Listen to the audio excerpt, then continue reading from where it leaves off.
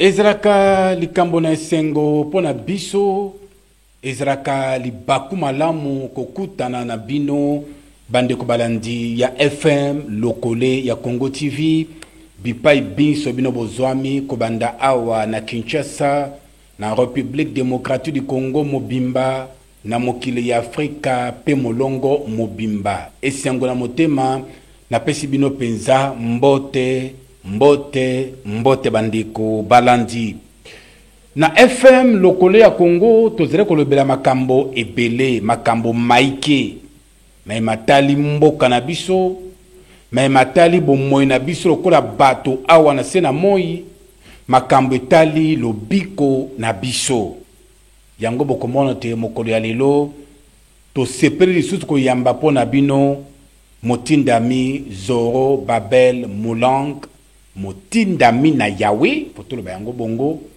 po na kokabola na bino makambo ya mutuya penza oyo etali bomoi na biso lokola bato awa na sena moi motindami na Yahweh Zoro Babel mbote tata mbote ndeko mbote na baye banso bazolanda biso mbote mingi na bana ya Yahweh pe na ba oyo banso bazalaki na mwa kotengama bazongela kombo na Yahweh pe bazolobiko ndeko moka benga engamba leleki alobi metango motindami azale ko motindami na Yahweh azale ko lobi likambetali basinyi na maboko na paume de main soki esali lettre M ozali mobiangami mais soki ezali lettre M te ozali en fait ozali moponami élu na ba appelé mais ndeko alobi omone te ke na lolenge wana ekopesa bato mosusu mutu makasi oya moni ke ba na maboko na vraiment lettre M ezali ami considéré directement comme un élu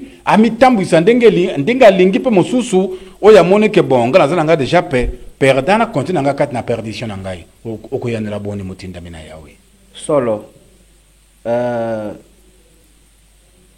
ce que tozongeli na makomi parce que message ya wa pesinga est un message mo complémentaire abisinga elobamaki et comment que il y a beaucoup d'appelés mais peu d'élus mais ouais alobaki beaucoup d'appelés peu d'élus n'a pas donné les signes distinctifs mais yo kende ko bisa na bandeko na yo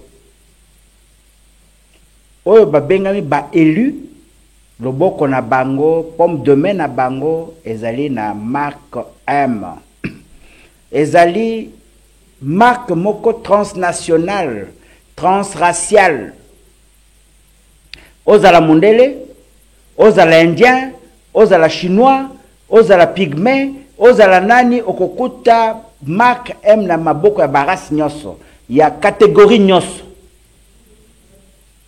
eloko ya liboso comme précision ya mibale oyo alobaki yango aprécisaki boke baka parce que les élus seront jugés très sévèrement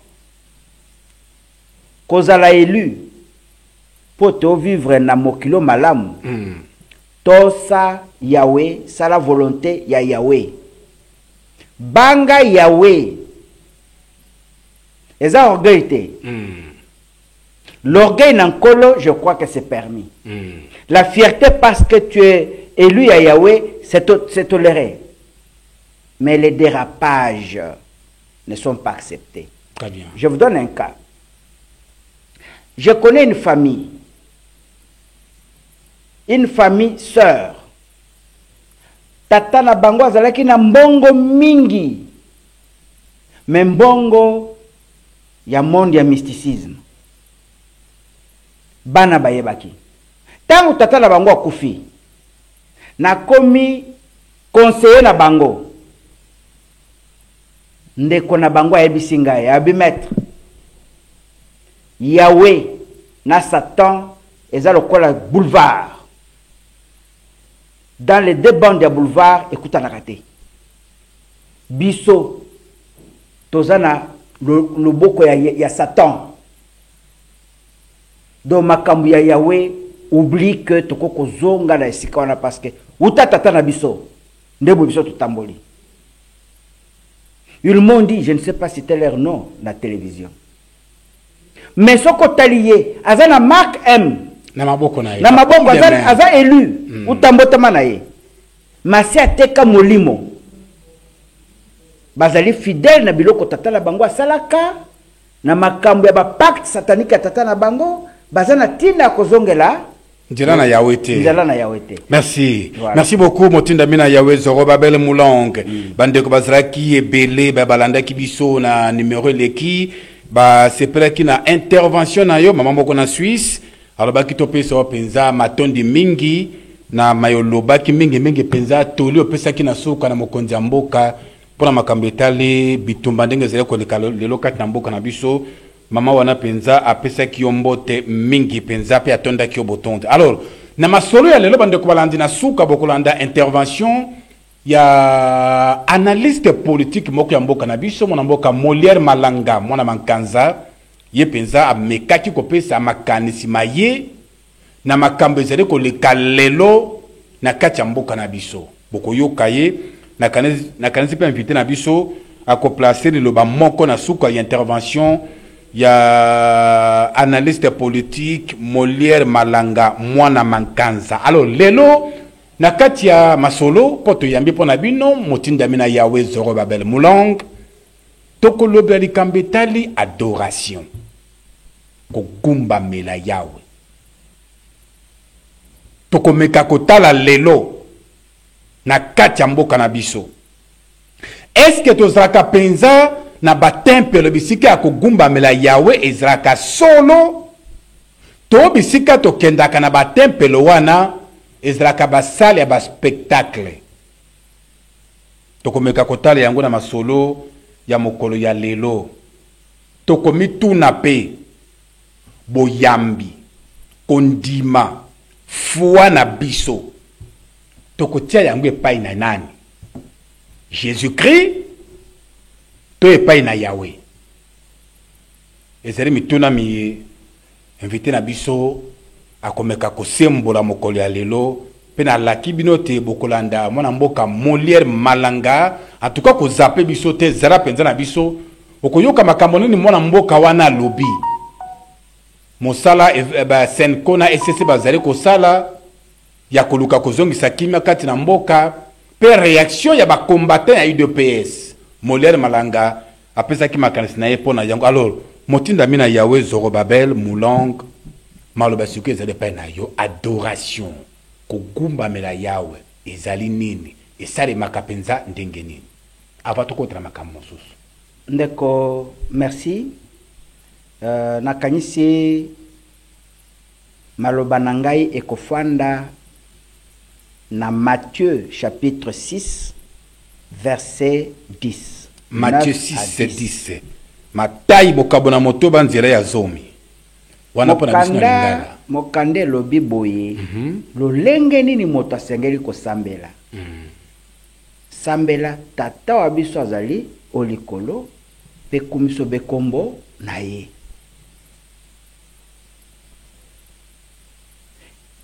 Bokonzi na yo eya mpe volonté na yo esalama na mokili lolenge za kosalama na lola.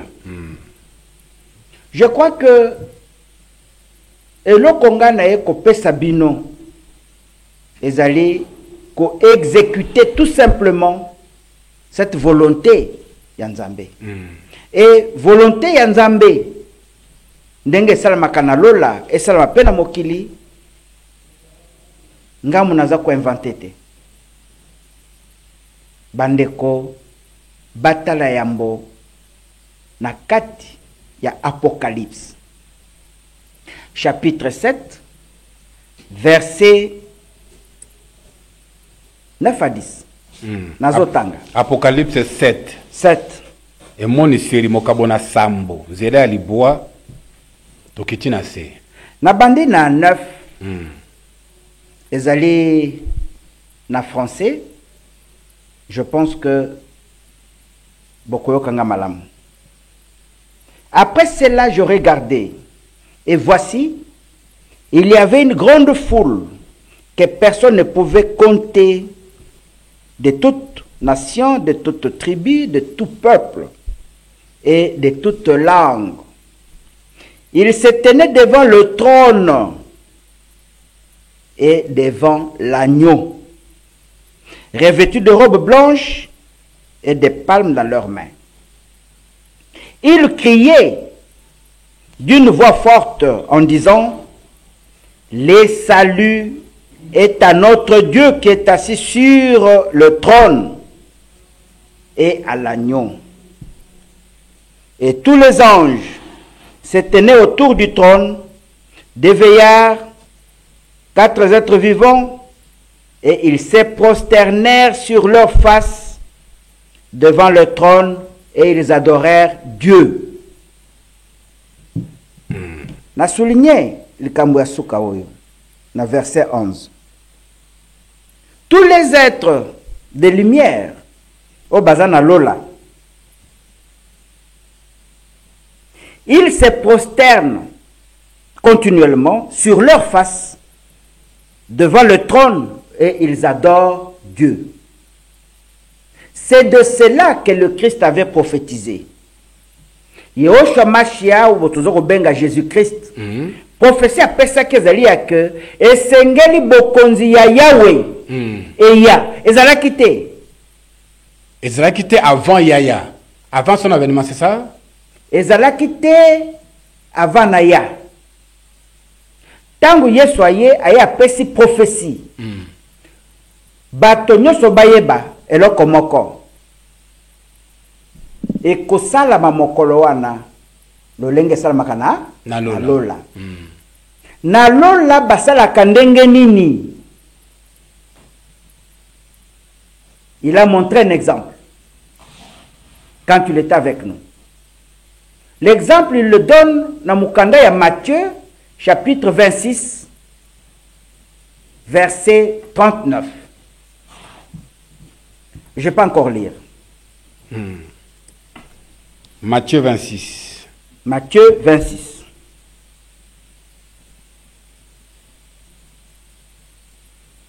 Matthieu 26. Chapitre 26, disais-je. Matai na lingala. Verset 39. Mokabo ya tukumi bale na motoba nzela ya tukumi sato na libwa. Voilà. La Bible déclare que Jésus ou Yehoshua, s'étant un peu avancé, il se prosterna la face contre terre, priant, disant: mon Père, s'il est possible que ce calice passe loin de moi, cependant, non pas comme je veux, mais comme vous voulez. S'étant un peu avancé, il se prosterna la face contre terre pour prier. C'est-à-dire que quand le Christ est arrivé, je vais vous montrer ce qui s'est passé. Wana tokosenga na moron jamba songa biso na micro. Asimbe la invité na biso asimbla motinda non, micro. Non, c'est le signe seulement. C'est le geste qui compte. D'accord. Pour les gestes, autrefois, ce qui s'est passé ces jours-là. Nous devons pratiquer le Christ. Pour prier, le Christ s'est prosterné. Tu es là, moi, micro, kuna. Pour permettre, on va déplacer na micro, pour permettre, on va déplacer na micro, na ngai. Pour nous permettre d'inviter na biso tant loba. Voilà. Le Christ, pour prier, il s'était prosterné face contre terre pour prier le Père. Le Père est Ali Yahweh. Pour avoir la vie, le salut, nous devons pratiquer ce que le Christ Jésus faisait. Or, le Christ, ces jours-là, pour prier, la Bible dit dans Matthieu chapitre 26, verset 39, il se prosterna. Il se prosterna face contre terre.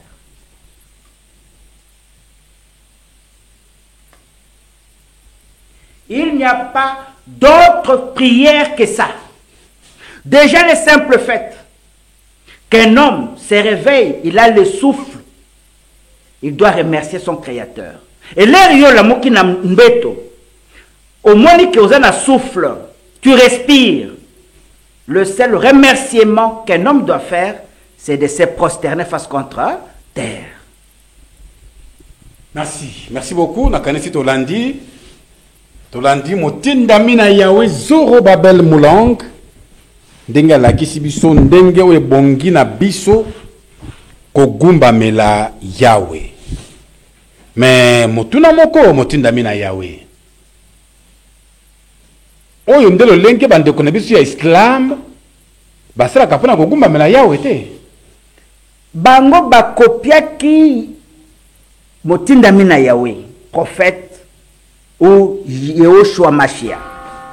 La première personne na mokili oyo ya biso bato na eleko na biso oyo aye kolakisa biso lolenge ya komikitisa kozala na soumission liboso ya hala l'incréé créateur ezali oyo baza kobenga na kiarabu Isa akamba kimia nzambe ezala likolo na ye ezali oyo bazobenga na français ya ba européen Jésus-Christ ezali oyo ba Yuda baza kobenga Yehoshua Mashiach et ye l'air ya ye Islam ekomami na Bible na Ésaïe chapitre 8 verset 6 à 12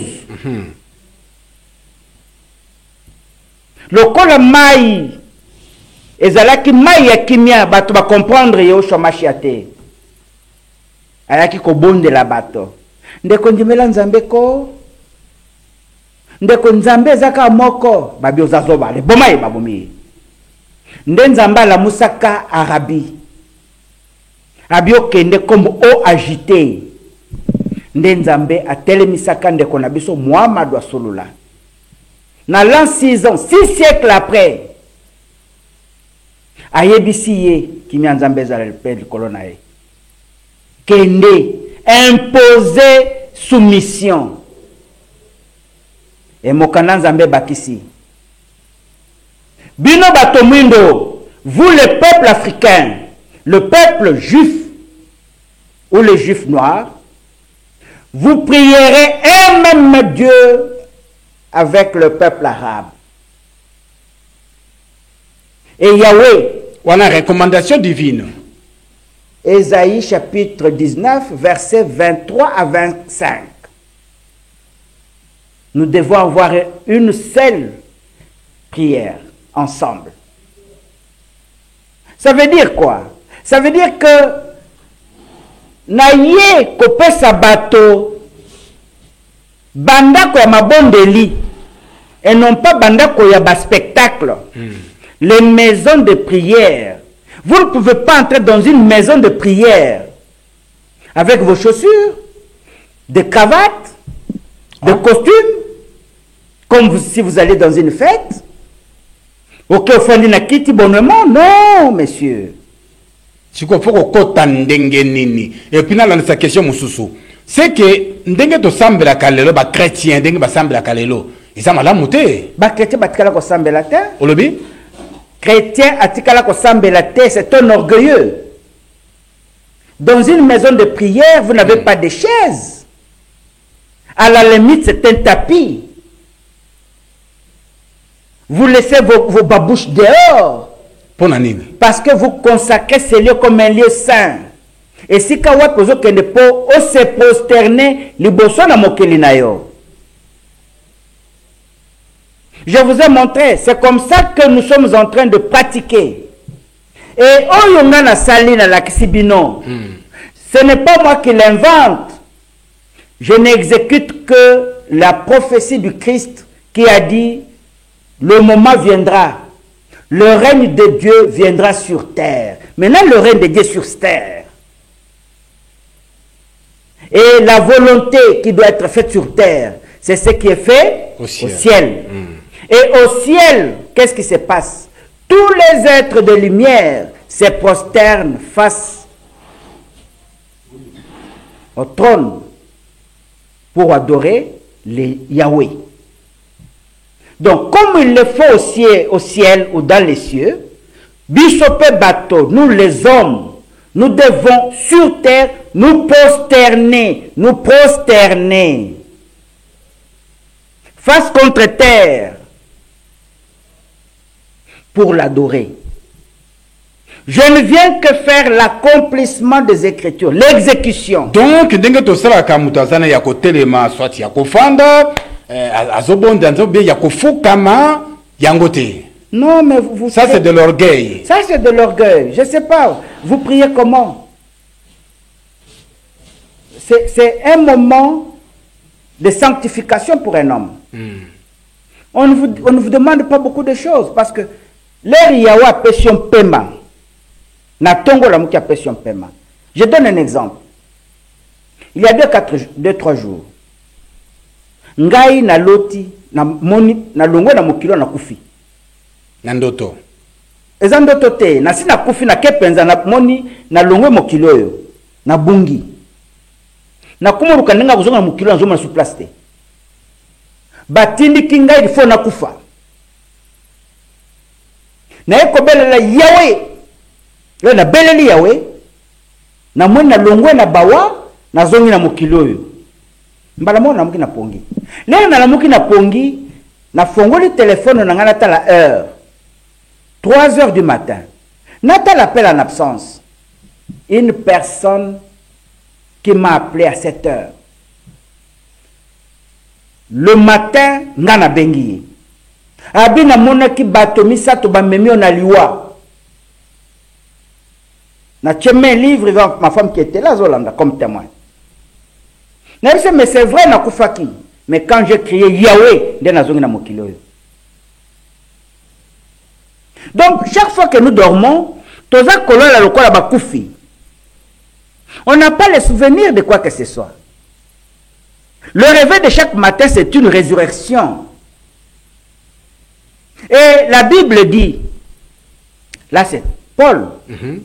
Paul a le binabiso dans Romains chapitre 8, verset 11.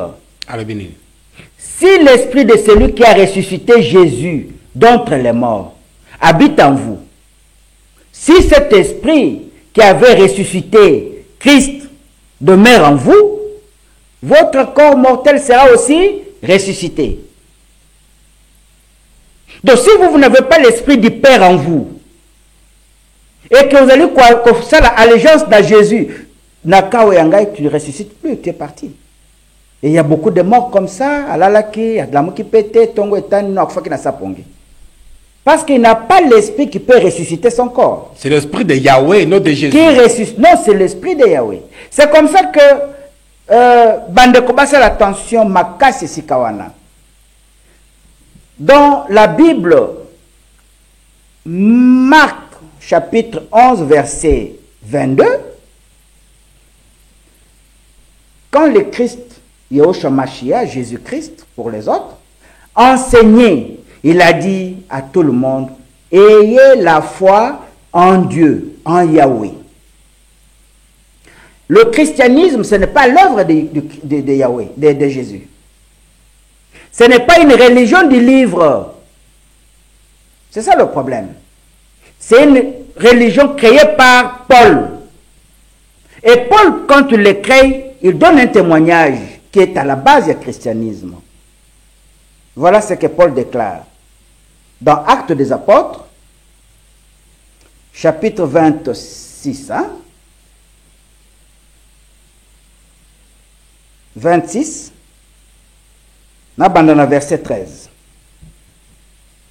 Acte 26. Paul dit, vers les milliers du jour, je vis sur le chemin une lumière venant du ciel, plus éclatante que celle du soleil, resplendir autour de moi et de mes compagnons. Verset 14. Nous tombâmes tous par terre et j'entendis une voix qui me disait en langue hébraïque, Saoul, Saoul, pourquoi me persécutes-tu? Il te serait dur de régimber contre les guillons. 15. Qui êtes-vous, Seigneur? M'écriai-je. Et le Seigneur dit, je suis Jésus que tu persécutes. verset 16.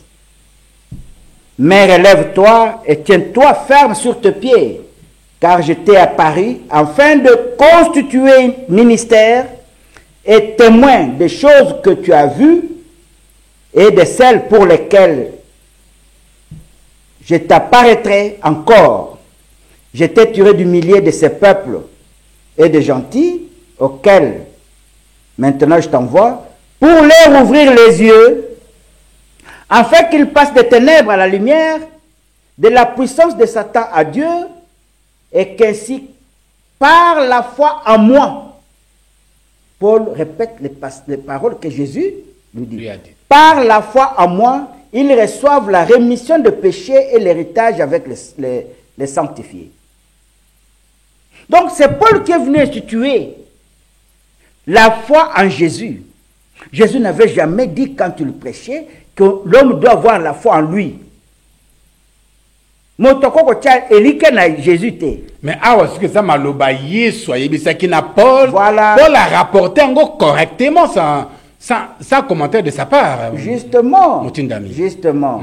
C'est-à-dire que pour Nangai, c'est un mensonge. Parce que quand Jésus a prêché, Jésus a tout fait pour démontrer qu'il n'était pas Dieu, n'était pas Yahweh. Et que motonyo se sengela tia foi na ye elike na ye na kati na Yahweh et non pas na kati na ye.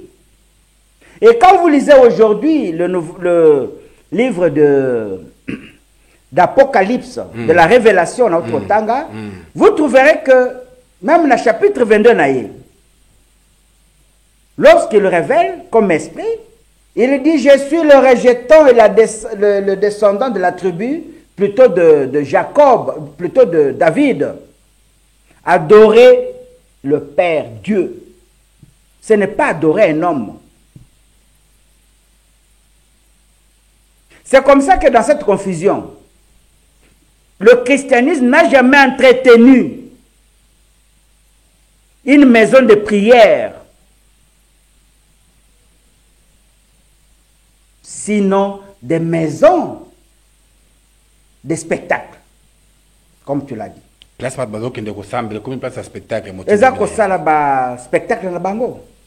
Nani azali na $100,000 ba pesi. Nani bonakiti comme qui a $5,000 ma bonza poto ton église ba pesi. Ce sont des spectacles. Et ça au fond de mes spectacles. Et ça ba spectacle. C'est au fond de le Christ Jésus, quand il est entré dans l'église, qui a la même configuration qu'aujourd'hui, Yakotia bitunga mabonza et bandi le loté. C'est l'église catholique depuis le temps d'antan. Et c'est là qu'il n'est pas. Mais quand il est entré dans cette église, il a dit une chose. Moi, je suis un pesi palata à l'équipe batonios. Pasteur ni nandimaka palata. Personne. Ça ne suffit rien. Mais le Christ et ses adeptes, il y a tout ce qu'il faut imiter. Quel est le passage où il a donné ma bonne en église? Ça n'existe pas. Donc, ma bonne ma baisse sur mon tin de mina Yahweh. Ngana pesa ma bonzate et na senga ma bonzate, je suis convaincu que c'est de l'escroquerie et de l'exploitation de l'homme par l'homme. Vous prenez les peuples africains, ce sont des peuples en sauvage, plutôt appauvris. Nous sommes appauvris. Et la escroquerie, comment pendant qu'ils ont la carte à Sainte Bible? Non. Non. Le Christ, quand on a commis enseignement, oui. Ceux qui te la fois prochaine, mais je donne ce même passage. Le Christ dit ceci, dans Matthieu toujours, n'est-ce pas? Dans Mokanda à Matthieu, chapitre 15, verset 5. Quiconque dit à son père ou à sa mère, c'est dont j'aurais pu t'assister, j'en ai fait offrande, n'a pas besoin d'honorer son père ou sa mère. Et vous mettez ainsi en ayant le commandement de Dieu par votre tradition. Sokozui, verset 14, verset 13 plutôt. Jésus répondit à la question de pharisien. Et vous, pourquoi transgressez-vous le commandement de Dieu par votre tradition? Batuni Yesu, bantonayo baliaka basukolaka maboko te. Na yo moko po sukolaka maboko te. Atuni bango, nandimike to sukolaka maboko te. Ezali tradition ya bato. Eza makambo ya bato mokili, bizaleli ya mokili. Bwete. Avant motoalia, il faut sukola maboko. Kasi bino, bozo buka mobeko ya nzambe pona kosepisa ba tradition na bino. Moto yazali koloba na tata neto mama na ye. Parce que la Bible vous dit comme commandement, honore ton père et ta mère. Et celui qui déshonore son père est puni de mort. Mais bino, ozana mbongo na poche, olobi mama, mbongo lingaki na pesa yo, ezali pona mabonza na kucha na église. Mais vous avez comment on dit, saboté ou quoi? Donc annuler le commandement de Dieu au profit de votre tradition. Alors je vais l'interpréter autrement. Que veut dire l'amour du prochain? Aime ton prochain comme toi-même. Aimer son prochain comme toi-même a une simple connotation. Pour babenga yo moto, ozako vivre tisikoyo, c'est parce que tu as du sang qui coule dans tes veines. Le sang qui coule dans tes veines, ozongwe panani. Et pas baboti na yo. Papa na maman. Mais, ceux qui ont eu ma bonza, papa na maman bazana nzala. Ok, ko pesa église, obi ko pesi nzambe. Osali lisumu, tosali bolam. Osali lisumu. Il faut privilégier moboti na yo. Il faut privilégier moboti na yo. Qu'est-ce que toi tu vas donner à Yahweh pour yokayo? Ngana pesa ka mabonza te. Osenga ka mabonza te. Non, même quand ndenge na telemi boye. Je suis matériellement plus que des milliers de pasteurs chrétiens. Na lata kelamba ya moto sombeli ya mabonza te. Je suis fier de moi-même. Yahweh me bénit. Pourquoi par les autres seulement ngainde? Non, c'est parce que je suis fidèle à Yahweh. Donc, ma bonza est strictement interdit, c'est la malédiction. N'importe quel exemple. Rapidement. Koko Joko azalaki tatale kinangai. Ouais, comédien? Ouais, comédien. Atiki bana. Ngai na keko pesa ma bonza me bana Koko Joko bazo mona passe. Suis-je béni ou bien je suis maudit? Je suis maudit. Donc, moi, je suis comme ma famille africaine. S'il faut d'abord honorer le sang qui coule dans vos veines, vous n'aurez même pas le coup à donner à des églises. Et puis, c'est interdit parce que quand vous donnez au pasteur, et comme ça devient un bien propre. Wana to développer comme ko mosusu mutandami na Yahweh. Alors pour abato intervention de ko na kolingo répondre à la question oyo. Ba commandement selon Yahweh ya kutana na yo. Ba commandement ya mutu ya ezali penza boni. Te ba commandement za mbali. Mibali. Ils se disent ya te, c'est-à-dire il y a ceci. Quand Jésus-Christ ou Yahushua Mashiach Ayaki, il n'a fait essentiellement comme travail qui est d'enseigner une partie de commandement qu'on appelle l'amour du prochain. L'amour du prochain, ils ont regroupé 7 commandements. Et les lots, quand vous faites le bilan de l'amour du prochain, vous trouvez qu'il n'y a pas d'amour. Mon amour qui est le oui. Voilà, alors maintenant les 2 commandements selon les 3 commandements oyo ezali boso ezali kadiste les 3 commandements ezali amour de Dieu, résumé à amour de Dieu. Et dans les 3 commandements vous avez le nom Yanzambe, la crainte de ses noms et le jour de sabbat. Observez le jour de sabbat. Alors, le nom, soko yebi yango, yangonde okozwa motema ya sika. Soko yebi kombo, nde Yahweh akopesa yo esprit ya sika na motema ya sika soki ozongeli kombo toyebi yango. C'est ça la conséquence. Mais l'amour du prochain, c'est à peu près nul sans l'esprit de Dieu. Donc pour amour du prochain kokisama, il faut d'abord acquérir l'esprit dans vous. Et pour acquérir l'esprit, il faut faire allégeance à votre créateur Yahweh. Ce qu'on dit Yahweh, akopesa yo esprit ya sika. Motonyoso par définition, le razobotama, il est Caïn. Caïn, c'est un mythe. Le mythe Caïn signifie tout simplement la haine et la jalousie. Et motonyoso botama kazali na haine na jalousie.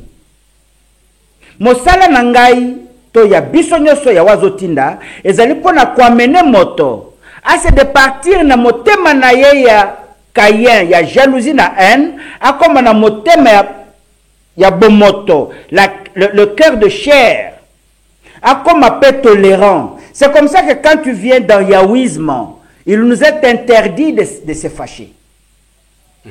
C'est mieux de tolérer parce que avant yo sambela, il faut d'abord, quand tu es debout, avant de te prosterner, te poser la question.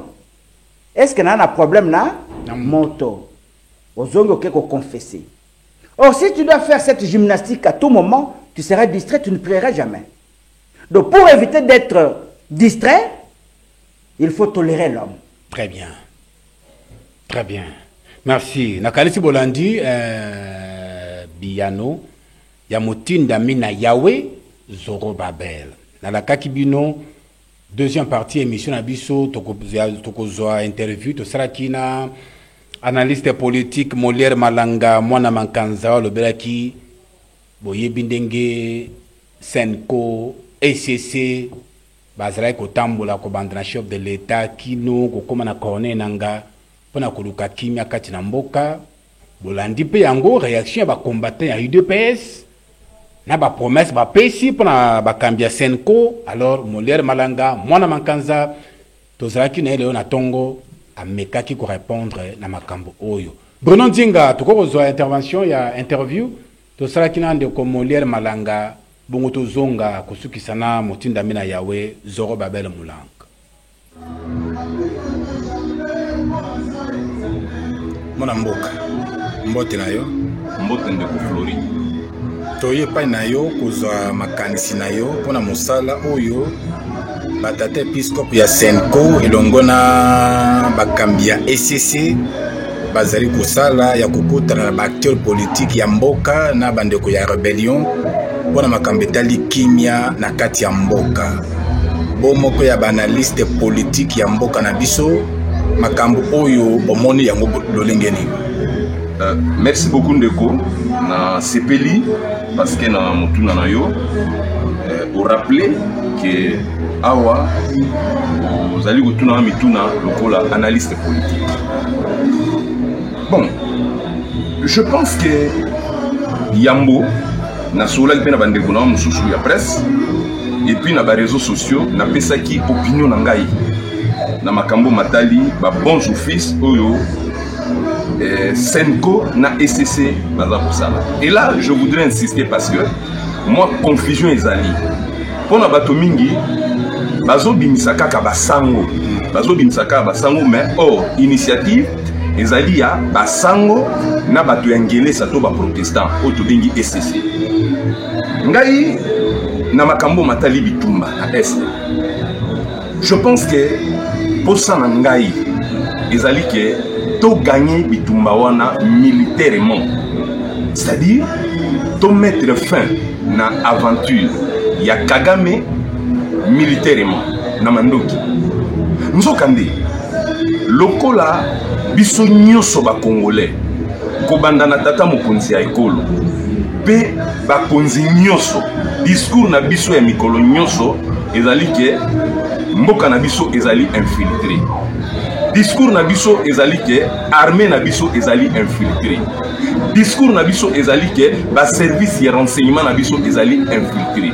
Discours na biso ezali ke ba institution politique ya mboka na biso nyoso esika ba décision ekoki kozwama esika basalaka ba stratégie pona politique ya mboka to pona bitumba tozali infiltré na bato oyo Kagame azwa temps ya kokotisa na mboka na biso depuis longtemps. Mais face na situation wana tozomona comment bitumba eza koévoluer pona okena ba détail mingi te. Maintenant basango batali balobi oui posa ya congolais nyonso ezali ke tosisa bitumba wana na mandoki.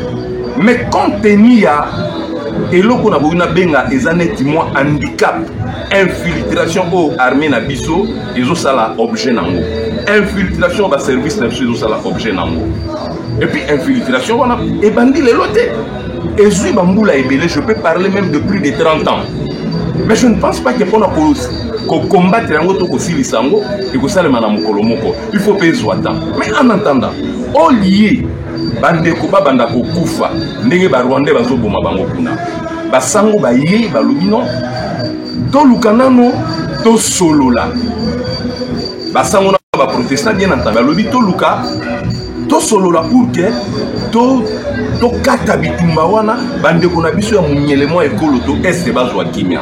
Mais ndenge baloba na français à tout seigneur tout honneur babandaki na mokonzi ya mboka bakei bamoni mokonzi ya mboka. Et je suis sûr que mokonzi ya mboka aboyaki makanisi na bango te, parce que ndenge bandeko ba église de réveil ba ekoloba yango ke mokonzi ya mboka lobi aza ouvert, mais ayebisi bango bato église de réveil ke il faut bandeko na biso ya catholique na SCC ba fungola makambo na bango idée na bango na ba confession religieuse mosusu. Ce qui veut dire que mokonzi andimaki tango basilisi wana bakei komona ba leader politique mosusu Martin Fayulu Muzitu etc. bamoni bango basoli na bango na ba leader politique wana mutu moko alobi mabe ya démarche wana zalité. Mais eloko ya kokamwa ezali ke bandeko na biso il faut tozala clair, parce que soki tolingi tozwa solution na likambo il faut toloba vérité. Bandeko na biso ya kitopesi mpona ba raison oyo bango moko bayebi tango bamoni d'abord babandaki nano bakonzi mosusu non makambo basango bazosala na baprotestant wana tata mokonzi mutu atindi bango te. Biso toyebisi bango tolobi, mais boyoki bango balobi wapi ke initiative wana ezali ya tata mokonzi babenga yango na français les bons offices bazwi makanisi balobi mpona biso tomoni mpona kosilisa bitumba tosala bo bake bazoli na mokonzi ya mboka apesi bango nde toloba na français kitus apesa bango kitus posoki apesa bango te balingaki babimaki bakende omona balider politique mosusu babandi d'abord wana eza initiative na bango. Effectivement eza initiative na bango balobi baattribue paternité nango te na chef de l'état, mais makambo maye kobeba tango Senko na SCC bakei Goma. Donc bon na bandeko na biso principalement ya IDPS le fait que bango bakei Goma ezali ke baza ba traître, mais bakozala ba traître ndenge nini parce que basolaki na mokonzi. Je suis sûr que baïsa mokonzi mboka bato tokomona ezali bato songolo bakala, et parmi bato wana je pense que balobi like ba prévenir mokonzi mboka ke bakokende na Goma. Même ceux qui baïsa mokonzi mboka tende na utai kolobe ba bande kona bino mutu ya français, mais balekaki na aéroport bazwaki boîte na butute bakini balekaki na aéroport. On suppose que na aéroport lakisa yi mikanda na bango bozo kende wapi bazaki na ordre de mission en RDG mezali kuna certainement ba visa ki mikanda na bango.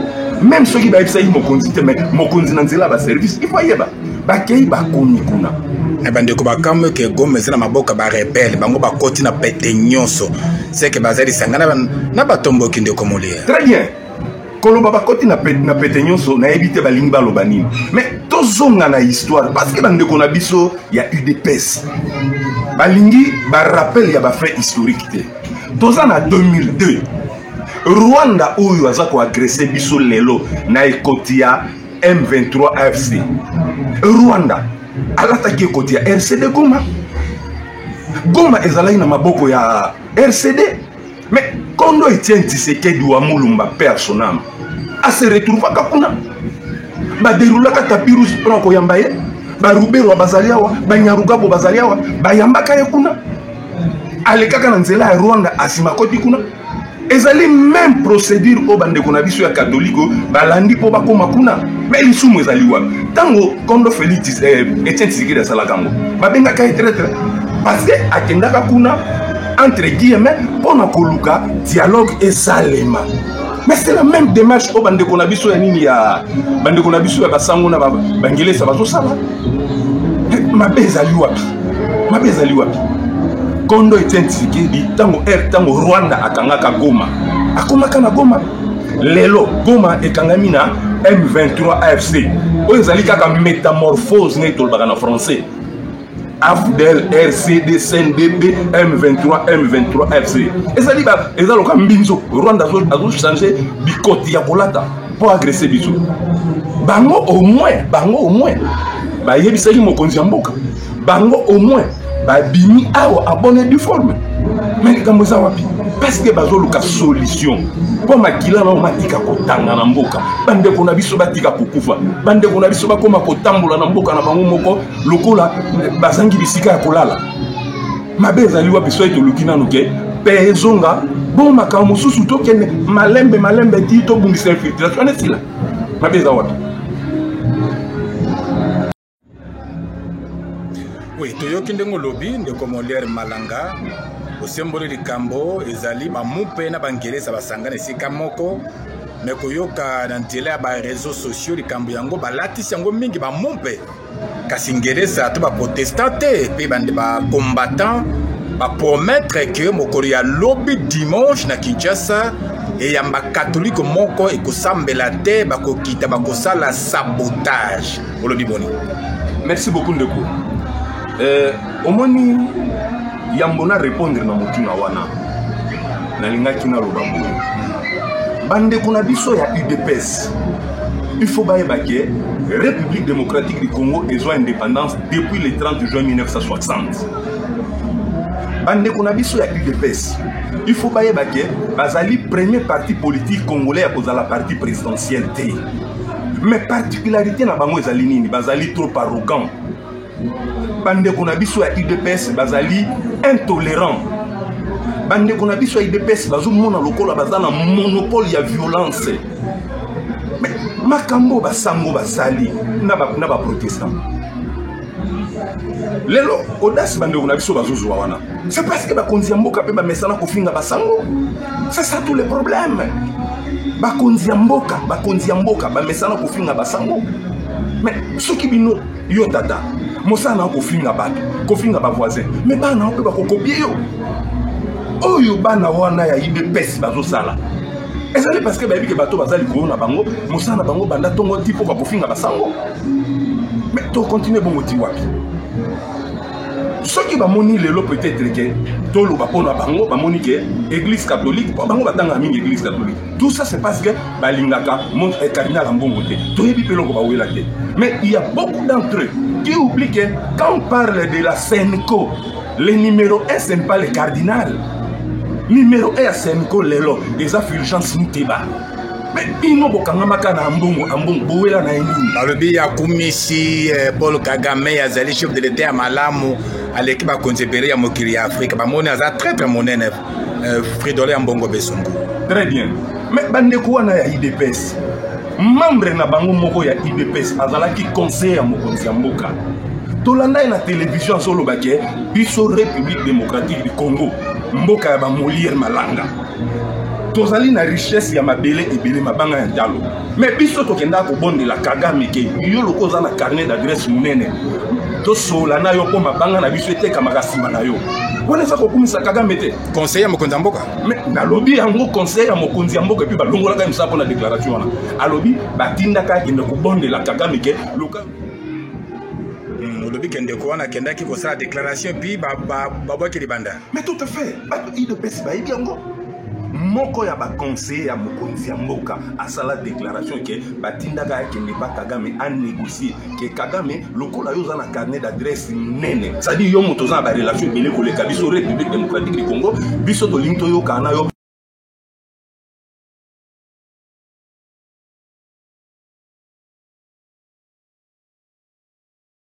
mais oui bon ezaka ki balinga vérité te mais problème ezaka yépe akumisa Kagame akomisa Kagame. Mais ce qui cardinal qui kuna monique gouvernance ya Kagame za malamu. Pour ko féliciter c'est tout un problème. Mais le même Kagame wana. Kagame abandi ko agresser République démocratique du Congo l'hôtel. Kagame abandi ko agresser mboka na biso depuis Afdel. Mais c'est depuis Afdel que Kagame azali moyini ya ba Congolais. Mais tango ndeko Félix Tshisekedi a commis président. N'est-ce pas que bandeko ya IDPS na intolérance na bango? Tango bazo ba que même toi na za sanguinaire. Ba imbela ki biso na stade yonani obo ya Kagame yonano obo ya Kagame. On ezaka ba sango, ezaka ba protestant. Voilà. Problème ya IDPS c'est que intolérance et leki arrogance lolendo. Lolendo leki. Dans la situation toza na ngolelo. Toza na bitumba na est. Mais ba rebelle bazo ba komi pembeni ya Bukavu. Qui dit Bukavu? Dit Vital Kamerhe. Qui dit Bukavu? Dit ba Ilukwebo. Mais bino bokende ko s'en prendre na ba leader ya mboka wana ndenge basali Vital Kamerhe ko menacer même na mort. Eza loka lelo bitumeza na mboka loka zongo. So yi bitumeza na zongo. Bato wana bazo linga bakende gemena. Bino ko banda ko finga Jean-Pierre Bemba. Vous pensez que la population ya Gemena va coopérer na ba soda? Va coopérer na bango te ba. Mais biso leader na biso Jean-Pierre Bemba. Mais bango batu ya Kisasa. Ba s'en prendre na Bemba. Tout tika rebelle à kota. Et ça va comportement auto na bitumba. Le ligne ya koloba bande ko na biso ya IDPS, ils ont favorisé unité té. Ils ont favorisé cohésion nationale té. Batika arrogance. Batika comment na ke bango baza parti présidentiel à Liboso. C'est ça un peu. Alors pour tous ceux qui sont de Molière Malanga, au regard de Makambo Maïmanso, au Tugoloba Awa, on a beaucoup de pensa s'il faut ceux qui sont au Kogolobanine. Qu'on place un mot pour nous ceux qui sont. On a ceux qui sont d'abord Molière Malanga Nazali pour une victoire militaire. Mais compte tenu du fait que pour na comme une victoire wana, moi Makambo ya Sala ezepa na biso moko. Je ne vois pas mal démarche ya basango. Basango soki dialogue salemi toyokani bitumbe vandi et koki peut permettre biso to bongisa mampinga na biso et permettre biso to bongisa service renseignement na biso to longola ba infiltrer wana pour que mboka na biso comme makasi na makambo etali comportement ya bandeko na biso o bazolinga bakende ko saccager biloko ya basango ngana koloba boyo bandeko na biso ya IDPS bakitisa mitema. Et ceux qui va tout bazo ko oyebisa bango te balekisi mais moi ma beza que basala ka makambo wana on dirait que bato bazali censé ba rappeler bango à l'ordre batika bango ndengo wana to vanda na mboko to mona mwasi moko mona mwasi wana o banda ko ba pouvoir na biso baluba mais to tikala jamais comme on a responsable moko abimalo ba que non soit ba kangaye batika ndengo wana to ti ko mona mobile moso azalaka parce que chef de l'État Félix Tshisekedi a commandé la porte-parole belé. Oya kobima le porte-parole privé. Abandi ko finga mutu ndenge alingi.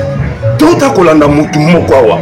Tant tozana débat makambo changement de constitution. Asoloba peut-être na se akuiti ya miliki ne balobaka. Non to ko changer constitution na nko et to il faut to comme samboko royaume to ko comme sango. Ce que Félix Tshisekedi alembi to tia mwana. Est-ce que maloba wana za ko favoriser unité? Est-ce que maloba luka bozo mone la bateau? Mais bateau bozo monila boko s'attendre nini et pas na bango mais sénateur wana ba sanctionner était oh ya suka toti ko mona o ndeko oyo aza ko menacer Vital Kamerhe na kufa ba interpeller ye mikolo ya kotanga soki mukolo moko pamba abimi mais ba comportement wana est-ce que ezo favoriser bomoko potolunga bitumba il faut tous en bomoko il faut tous en cohésion nationale. Mais le discours wana, j'insiste, bakonzi ya IDPS basala quelque chose. Ba membre na bango bazo favoriser bo moko na mboka te.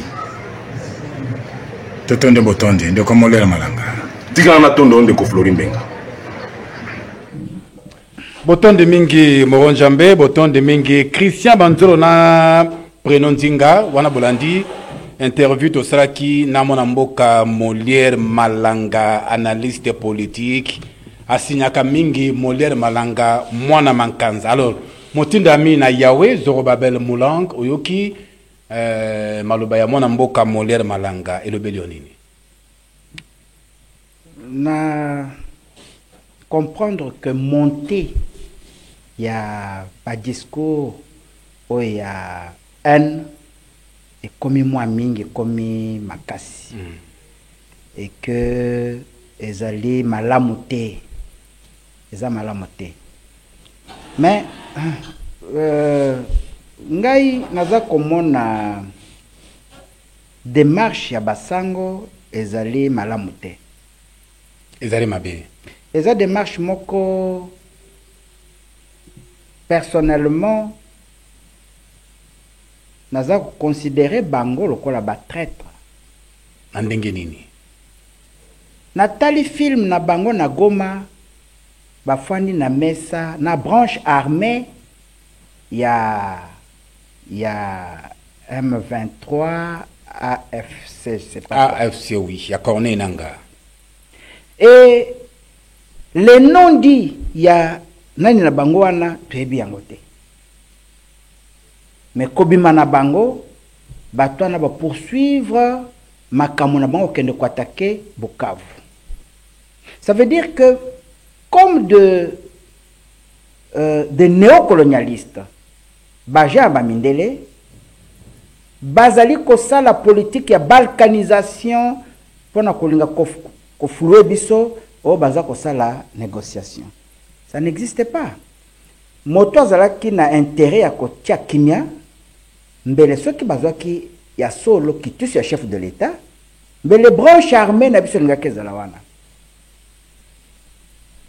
et bakokaki kokende kosala allégeance na ndeko Corneille Nangaa te. Il n'y a qu'un seul chef de l'État jusqu'à preuve du contraire. Un seul, c'est Félix Antoine Tshisekedi Tshilombo. Mais en face naie mutazo bundise c'est Corneille Nangaa. Mais siko kende ko mona ko solo pona koluka kimia. Il n'a pas droit de koma mabe na ndenge ni motinda. Non, na pesio exemple. Qu'a vécu na Salwana la partie gouvernement n'était pas. Il y avait une branche armée. L'air bango basilisi masolo. Ce qui s'était dit dans la salle, personne ne connaît. Exactement. Mais Kosili Samaloba na bango, Koto Bitumbe continue jusqu'à ce que Bukavu est menacé. Quel est le rôle qu'ils ont vraiment joué? Puisque catholique Azanani, quand on parle d'épiscope, les épiscopes, ce sont des gens nommés par le Vatican. Ce sont des étrangers. Ils ne font pas la politique du pays. En réalité, ils ne peuvent pas se mêler des affaires intérieures. Mais pasteur et SCC. Non, mais c'est ces appels catholiques. Comment ça? Ce sont les oiseaux de même catholiques protestantes, catholiques romaines de Basango, catholiques protestants de Yango. Les appellent catholiques orthodoxes. C'est-à-dire que l'église catholique est Kabwanaka na 1500. Bakabwanaki. Ce n'est pas une structure africaine. Les protestants ne sont pas des Africains. C'est une histoire qui vient des Allemands. Donc, selon Zorobabel Moulang, démarche na bango, ezali akola lisa ba Congolais pongi pona koleka na balkanisation amboka. Ngai nazo mona vision batu baza ko faciliter balkanisation. Oui, si nous ne savons pas tonner aujourd'hui, mais tout s'étonner était que Soudan qui peut manquer il n'y a pas longtemps. Il y a comme Soudan du Sud. Quel est le courage que Nanga prend pour nommer gouverneur? Et le gouverneur prête serment et pas inaye. Mouzé Koutoulé Rayaki, Azaraka Koussal, c'est pas élection. Il y avait des élections. Nanga, ce n'est pas des élections, c'est la dictature.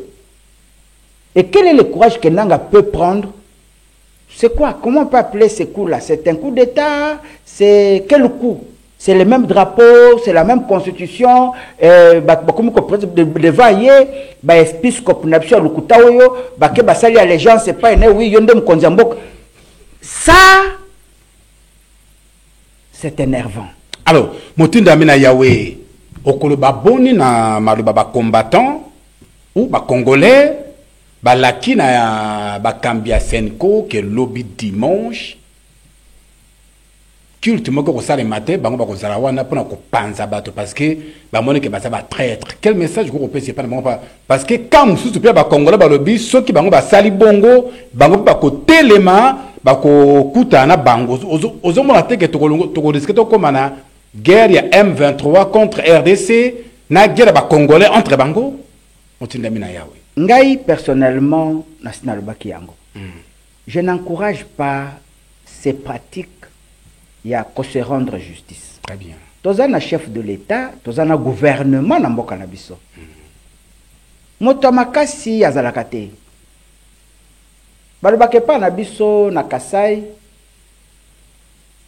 mingi wana bakoza la pe baluba kwa kai ankole kwa kashikila. Et pas moto makasi akenda kasukaka.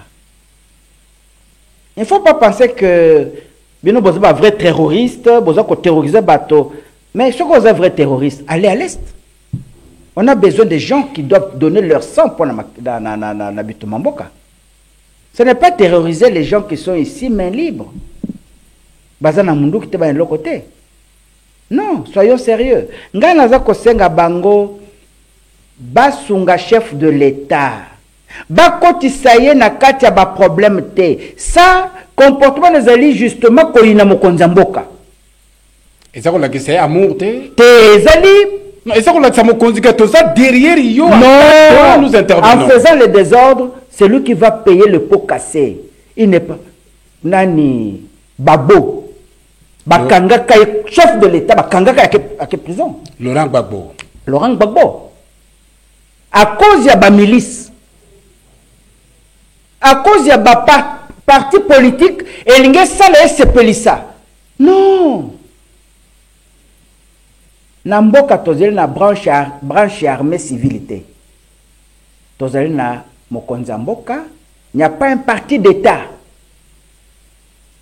Tosunga Tshisekedi Antoine Félix, soki Félix Antoine, soki mandat négocier c'est bien. Mais l'air yoko bimisa bato, ongai soki force du progrès, ngai soki nani, et tourner au vinaigre. Il y a des morts. Bakolo baka kambala moko ke moto atinda ki bango Tshisekedi. Ce n'est pas bien. Ce n'est pas bien. Soki ezali, moi je vous interdis boti kabande konangai. Déjà Tshisekedi a trop de problèmes. Trop de problèmes. Ayez pitié quand même. Soki bolingi ye boti kaye à résoudre ba problème moyo en toute tranquillité. Merci. C'est ce que je vous demande. Il ne faut pas mettre la voyoucratie devant la force, non. Biceps, c'est ça la côté. Merci beaucoup. Motinda Mina Yahweh, Zoro Babel Moulang. To comme vraiment na suka ngonga na biso ekoki. Alors avant to kabana bandeko balandi na biso pour masoro to zakina ngo ya adoration et pas yankolo. Ola kisibiso ndengeni ni motakoki ko gumba mela Yahweh. Selon volonté na ye, ou la kisibiso yango, ndengene mutako ko banga Yahweh, ou la kisibiso commandement mi bale ya monene penza ou biso batoto sengeli ko landa pe ko salela, o kebisibiso banda ko nzambe betu tuzali ko kende zali ba mesure spectacle. Pona makambe zali ko sale manakati ko na kanisi to landengo penza na bokebi pe o beti sete pona likambe tali foi na biso to placer yango e pa ya Yahweh. Kasi pas na Jésus-Christ. Ça c'est Motinda Mina Yahweh. Zoro Babel. Alors caméra na biso ezali boso na yo. Bana mboka bazali kotala biso. Partout bazali oyebesi bangoni. Naza koyebisa la bande konangai ya UDPS de manière générale. Et à force du progrès ceux qui ne bango bazali pointé du doigt que mokanda Yahweh lobi na biso gardez silence, je combattrai pour vous. C'est dans le silence qu'on aura la paix. Ne nous rendons pas nous-mêmes justice.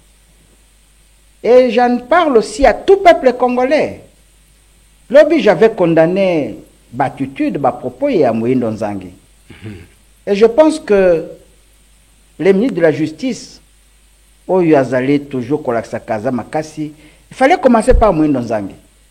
Encourager la mort de Tutsi, ce n'est pas une bonne chose. Très bien.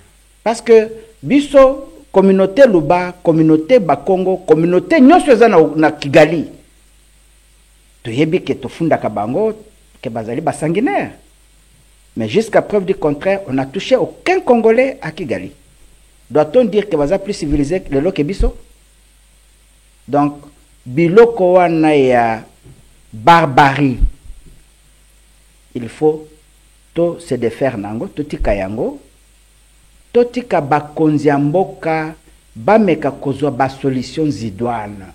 Nakanisi d'ailleurs situation zokende bien, puisque déjà la communauté internationale dans sa... Du point de vue de la diplomatie, déjà l'herbe a coupé herbe sur la plante du pied à Kagame. Ba annuler contrat ya minerai na Rwanda. C'est déjà beaucoup. C'est déjà beaucoup. Et je ne vois pas quel pays va encourager encore. Nanga doit revenir à la raison. C'est une honte. Une honte. Namona muto asimbi manduki. Abongite. Muza simbaka manduki contre bandeko na kufa. J'ai vu le vieux Simialo. Obazalayi kobenga mai. À l'époque. Simialo Benye. Namona ye. Papa Benye te Simialo ye moko. Hein? Malheureux. Baventure baza kosala. Ezana moto ya kozala 20 ans après milliardaire te. Il faut boyeba kozala humble kobanga nzambe. Paul a fait nini. Babomi Paul parce que il tuait les disciples de Jésus. Mais quand tu le sais rebifa zongi nakati ya kobanga nzambe, makile landaki jusqu'à ce que on l'a aussi tué sauvagement aussi. Donc tobanga Yahweh toyeba que tokoki kopone la haine et la vengeance te. Nde loko naza kosenga na ba peuple na biso tozongela Yahweh makambu ya est ekosila de soi-même. Armée na biso soki ezongeli kobanga Yahweh mokanda nzambe lobi ata baza na bibundeli oyo secrétaire général ya Nations Unies aza kokumisa bakozala dérouté. Donc il faut faire confiance d'abord à Yahweh et à ses dirigeants. Merci. Hein? Parti au pouvoir, on doit se comporter comme la parti d'opposition. Maintenant, quel est le rôle de l'opposition? Puisque on a géré Zalibiso. Zabiso. So bobisi mo boulot qui est dégénéré. Bino bokasi boza mingi et population est telemi, il faut vous décimer. Botie mo konzamboka na situation nini. Botie famille na situation nini. De loko wana penza na beti sete bino mutu kabuya essayer de recadrer bandeko na yo parti politique na yo c'est pas qui encore qui na kata makambo wana mama na biso mekako s'imposer ce n'est pas dans la violence qu'on va aider les chefs à bien gouverner. Merci. Matondo mingi na motinda mina Yahweh Zoro Babelo azalaki invité na biso mokolo ya lelo bolandi epenza na bokebi na nyonso alobi bolanda ki pe intervention ya analyste politique Molière Malanga mwana mankanza to remercier bango na ndenge bandimaki ko participer na émission na biso mokolo na lelo mana la kibino soki Yahweh asungi biso poste ezali koya motinda mina Yahweh Zoro Babelo kozala face na pasteur Francis Musito bakoza bango na débat contradictoire. Je crois que il y avait Rosunga la semaine zali koya to bongza penda débat wana bangomi balé bakobeta na mitu na makambo tali biblia. Merci beaucoup na motinda mina yawe, merci na Moro Jambe, merci Christian Banzolo Nzoro TV toujours, merci nayo, merci pe na Bruno Nzinga, merci na Fabrice Ngoudi, merci na Richi Matomina, Claude Lola Kinyamba to bosani ote, papa na Gisela, papa na Stéphanie Kinyamba, merci na Bino Banso. Masero comme na suka ale botikra malamu tukutene mbale ya sima. Bye bye.